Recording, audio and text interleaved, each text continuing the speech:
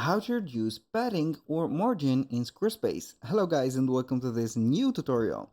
In today's video I'm going to show you how simple and easy it is to reduce the margin or a padding for a Squarespace website of yours or an element from it. So the process is going to be very easy and simple. We are going to head over to squarespace.com, sign in for an account and visit up the account dashboard. So once we have did that, we are going to select the website, go to website just like that, wait for the dashboard to load up. Head over to the left side of the screen, click on website and click on pages. Now we're going to click on edit and we're going to select the element where it is going to have a high margin maybe. So we can go ahead and click on the parameter of the section. For example, I can go ahead and click on section. I can see the gaps, as you can see, the styling, and you can add a divider if you want and can go ahead and modify whatever you want. For example, I'm going to have this section. It is going to have also the dividing option. I can go ahead and visit up the site styles like the fonts.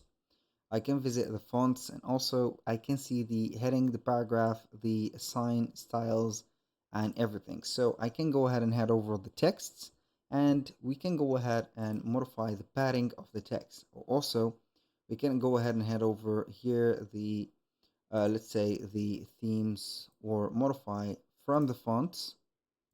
The color, I think that the color are not going to be that disturbing, not disturbing, but let's say right here, not something bothering. So we can go ahead and head over here. For example, I can modify an image for the design of it. I can see that I can have, for example, the corner radius, the shapes, the fitting. It is going to remove the margins. As you can see, this is a margin. We have no margin here. It is going to be a filling and here a fitting for the gap. And this is it. So that was pretty much it. This is how you can set up the padding and also the, let's say, the specific sections.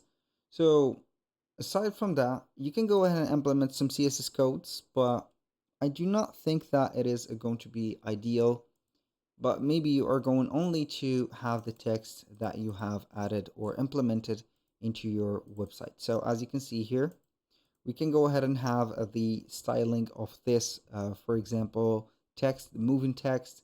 We can have the text styles. You can have the direction, the speed, the item spacing. For example, I can go ahead and have the item spacing like that in specific places like that. You can go ahead and have a background stroke, blend, and etc. So these are going to be the paddings and etc. Now, if you're going to be interested in modifying a padding of the section, you can go ahead and select the section, click on the G on the keyboard, and it is going to show up the margins or the grid.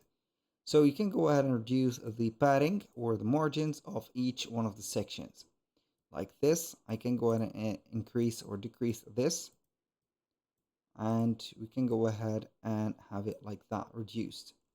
Also for the margin, it is going only to work with the vertical margin, not the horizontal margin, not the vertical ones.